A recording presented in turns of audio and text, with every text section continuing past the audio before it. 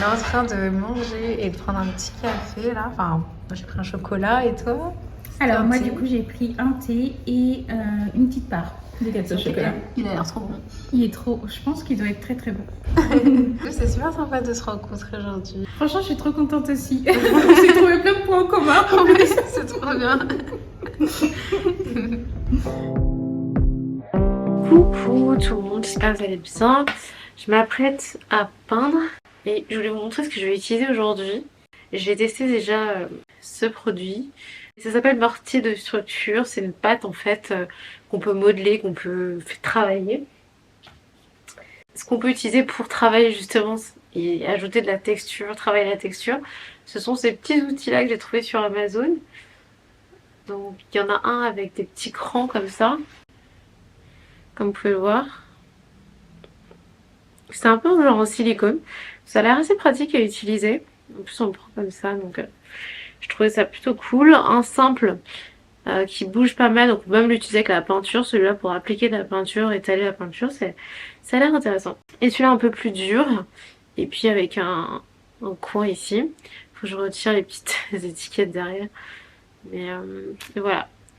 Donc très contente, déjà ça a l'air d'être de la très bonne qualité de matériaux, de silicone et tout. Ça a l'air assez solide et assez pratique à utiliser, donc je vais tester ça aujourd'hui. Ils sont quand même assez grands et pour moi c'est plus pratique quand même à utiliser avec on va dire des toiles assez grandes. J'ai des très grandes toiles mais j'ai pas trop envie de les utiliser tout de suite. C'est la deuxième fois que je teste cette technique et là que je vais utiliser ces outils. Donc je sais pas trop ce que ça va donner, je sais pas si ça va me plaire, donc j'ai pas envie de, j'allais dire de gâcher une grande toile, c'est jamais gâché, mais déjà la dernière fois j'ai fait des tests et je suis pas hyper fan du résultat.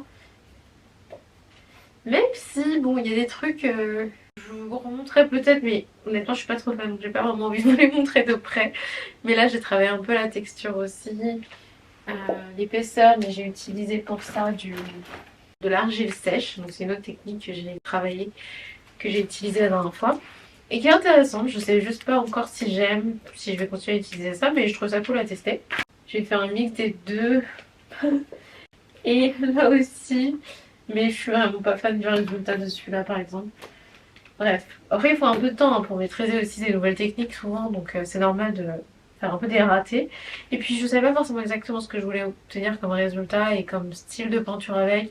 J'avais des idées en tête, j'avais vu peut-être des choses sur internet, mais je savais pas forcément ce que moi je voulais faire, donc c'est normal de prendre le temps de tester. Donc là je vais quand même utiliser une toile un peu plus grande, 30 cm. Je pense que ce sera un peu plus facile aussi, parce que sur les petits formats c'est dur aussi de travailler avec ce genre d'outils, je pense, de ce genre de technique. Il faut un peu plus d'espace. Et même la peinture aussi, hein, c'est toujours plus facile quand on a de la place et de la surface. Je travaille toujours avec des petites toiles en même temps que les grandes parce que ça permet de tester plein de trucs. Et j'aime bien en fait quand le résultat est rapide aussi pour voir si j'aime pas, etc. Donc moi j'aime toujours travailler avec des petites toiles, mais c'est vrai que travailler avec des plus grandes, c'est bien aussi. Donc je vais tester ça là. Je pense que je vais déjà appliquer le produit. Je crois qu'on peut ajouter un peu d'eau ou ajouter autre chose. Moi j'ai trouvé que c'était pas mal avec un peu de gesso la dernière fois.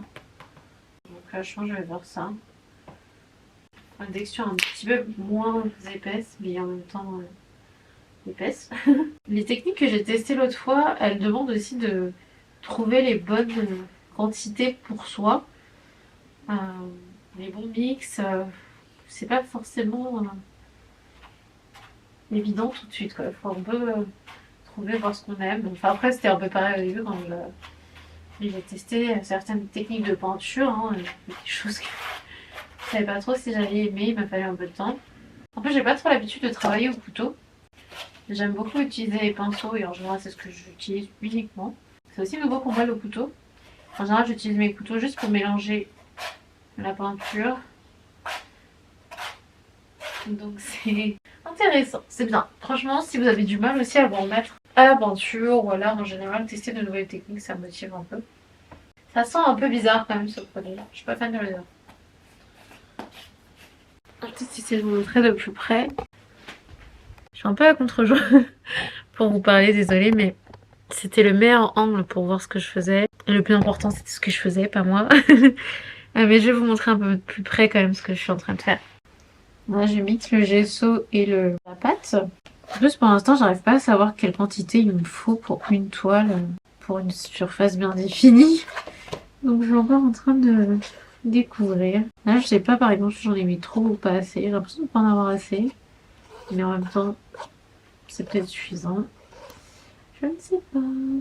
Personnellement, j'aime bien expérimenter de toute façon. Donc, je suis contente. Même quand je maîtrise pas, ça me perturbe pas plus que ça parce que je trouve ça cool de tester. Et c'est vrai que ces derniers temps, j'avais un peu de mal à m'y remettre parce que je m'ennuyais un peu. J'ai l'impression que je faisais tout le temps la même chose. Donc là, ça me change un petit peu, quoi. Même si j'ai aucune idée de ce que je suis en train de faire. J'exagère, mais je ne maîtrise pas ce que je suis en train de faire. C'est ça qu'on apprend. Et c'est beaucoup plus fun. Alors de ce que j'ai vu, pour faire ce que j'ai envie de faire, il faut quand même que ce soit un peu lisse. Donc j'essaie de lisser le tout. Je vais faire en sorte quand même d'avoir du produit partout. J'ai pas envie d'en mettre trop sur les bords par contre. C'est pas si simple franchement. Et en plus j'ai pas l'habitude non plus d'avoir de l'épaisseur. J'aime beaucoup vraiment quand c'est tout plat, mes peintures en général. Donc c'est très très différent pour moi de travailler avec de la texture, de l'épaisseur. Le 3D c'est très nouveau. Je pense que je vais m'arrêter là. Ça n'a pas besoin d'être parfait je crois. Mais bon, je sais pas si on est mis assez. Voyons voir si je peux travailler la texture ou pas. Donc, je vais utiliser celui-là qui est cranté.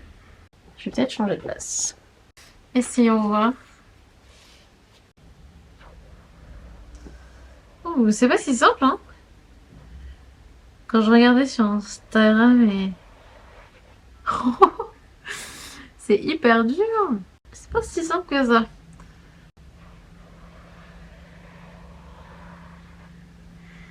Alors, j'aime pas cette partie-là. Qu'est-ce qu'on fait quand on n'aime pas? On repasse avec le couteau? Ah oui. Ok, bon, je vais recommencer. Bon, je vais recommencer tout. J'aimais bien la partie vague, là. C'était pas mal.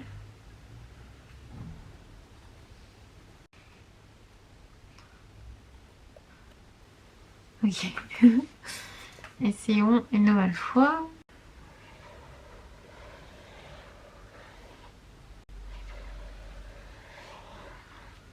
Sympa et vague. C'est pas mal. Franchement, c'est assez cool à utiliser. C'est ultra rapide. Bon, moi qui aime bien peindre et avoir des résultats rapides, je pourrais pas dire le contraire, hein. C'est le cas, mais est-ce que je peux effacer une partie seulement?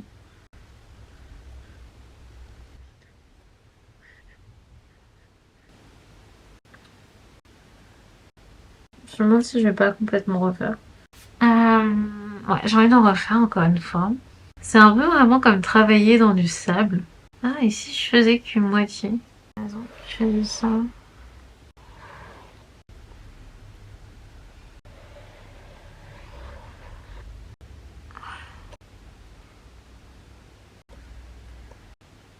J'aime bien en général le côté inachevé plutôt que le côté parfait. Mais je ne sais pas, je ne sais pas.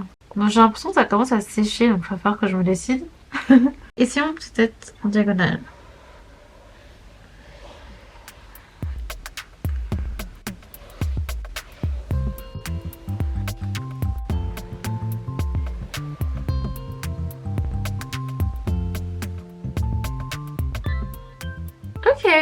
Ok, je crois que là je suis satisfaite. C'est pas mal. Finalement, c'est hyper rapide, mais pour moi, il faut quand même faire un peu des tests avant de trouver le résultat qu'on aime. C'est pas parfait, hein, c'est mon premier. Mais c'est fun, franchement, c'est très fun à faire. Je vais attendre que ça sèche avant de pouvoir le peindre. Je sais pas encore quelle couleur je vais utiliser. J'aime bien les rangées avec du doré, argenté ou noir et blanc aussi, je trouve ça très sympa. Mais on verra, peut-être que j'utiliserai une touche de couleur. J'aime beaucoup les rendus aussi dégradés, donc j'aimerais bien tester ça, à voir ce que je fais.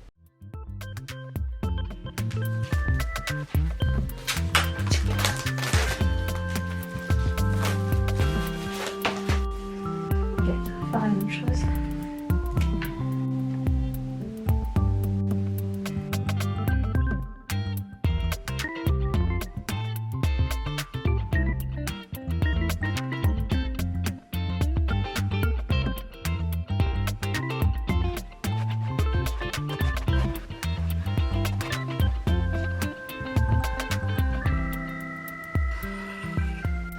C'est super apaisant en fait à faire.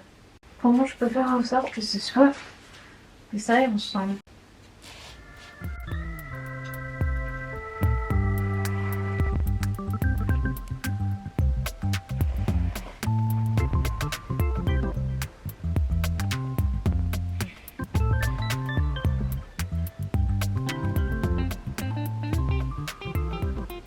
C'est pas mal, je pense.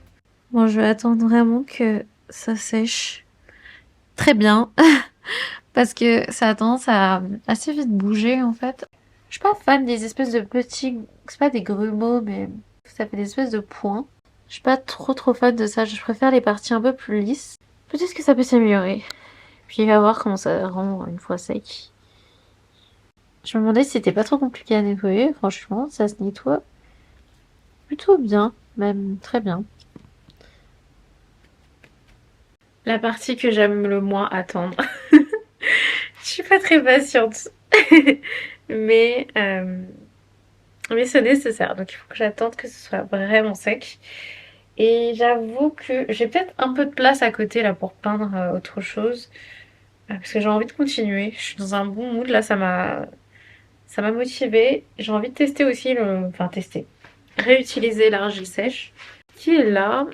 J'ai eu une idée depuis la dernière fois que j'aimerais bien tester. Donc je vais essayer peut-être de faire ça à côté. J'ai pas beaucoup de place. Donc on va tester ça.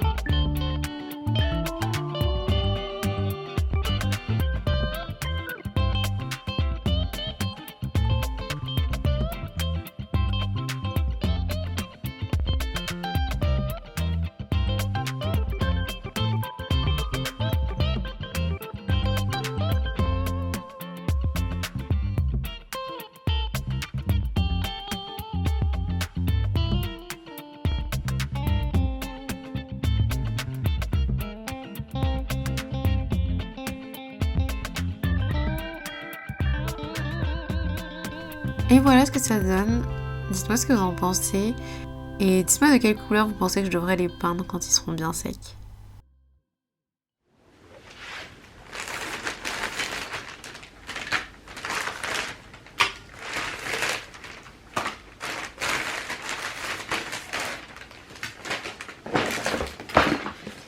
J'ai racheté quelques petits trucs aujourd'hui pour une prochaine fois. Voilà, des outils un petit peu plus grands. Parce que si je veux faire des toiles plus grandes, ce serait mieux. Donc ça sera pas plus tard. Ça aussi, un autre couteau avec une forme un peu plus ovale, arrondie. Ça peut être intéressant. Surtout faire genre des pétales de fleurs. Et je voulais acheter du papier de verre justement là pour finaliser un petit peu ces tableaux, mais j'ai pas trouvé. Donc du coup j'ai pris ça. Je sais pas si ça va marcher. Surface qui est un peu rugueuse. Je me dis ça peut peut-être m'aider à poncer un peu et avoir quelque chose de plus lisse. Ok, bon bah ça marche pas. Et ça. Pas terrible.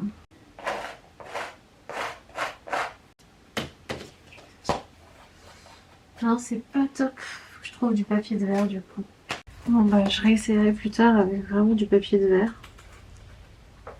Mais sinon franchement le rendu est plutôt sympa. Faudrait que je le lisse un peu. Ce serait plus joli. Et celui-là, avec les morceaux d'argile, j'ai peur en fait que ça se décroche ou pas, mais ça a l'air vraiment d'être bien maintenu. Tout ça c'est du bois. Et je trouve que ça donne un rendu vraiment sympa. Donc je pense que en attendant d'avoir le papier de verre et de finaliser ceux-là pour ensuite les peindre, je pense que je vais démarrer un grand maintenant.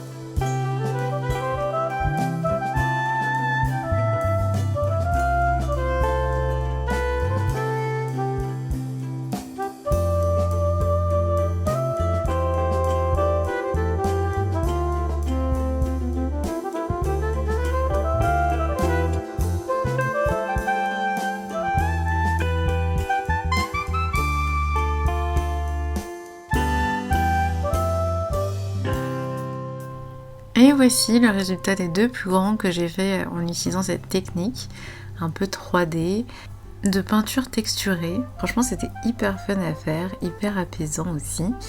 Et je trouve que le résultat est très très cool. Dites-moi ce que vous en pensez en commentaire. Et aussi je pense les peindre après, donc n'hésitez pas si vous avez des suggestions de couleurs pour ces peintures. Ensuite les jours suivants j'avais du montage vidéo à faire. Et on a ensuite été invité au musée Guimet. En fait j'ai une collaboration Instagram avec boutique de musée. Et on a eu la possibilité d'aller donc au musée des arts asiatiques, le musée Guimet, qui est dans le 16e arrondissement, qui est vraiment très très beau, une belle découverte puisque c'est la première fois qu'on y allait David et moi. Et on a beaucoup aimé, on a pu en fait prendre des photos sur place parce que je devais mettre en avant un produit. Une très belle étole inspirée de la vague d'Okuzai, qui est une estampe très connue que je pense que vous devez connaître. Donc n'hésitez pas à aller voir d'ailleurs ce post sur Instagram, dites-moi ce que vous en pensez. Il y en a en plus mis en place pour cette collaboration un code promo pour vous si ça vous intéresse, si vous voulez découvrir boutique de musée. Ils ont un site internet et évidemment vous pouvez aller en boutique dans les musées. Mais si vous voulez passer commande sur leur site internet, vous avez 20% de réduction avec le code Ursula20 qui est applicable sur tous les produits hors livre. Et vraiment n'hésitez pas à regarder, ils ont plein de pièces, de types de produits différents aussi. De très belles idées je trouve de cadeaux, que ce soit à offrir mais aussi pour soi. Donc je vous encourage à aller regarder, je vous mets tout ça en barre d'infos pour que vous ayez le lien et le code promo qui est valable jusqu'au 10 avril 2023.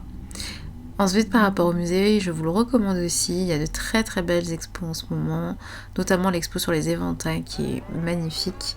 On a vraiment pris le temps de faire le tour du musée, c'était super sympa. Une ambiance très apaisante, dépaysante aussi, on a l'impression de voyager en Asie et c'est vraiment très agréable.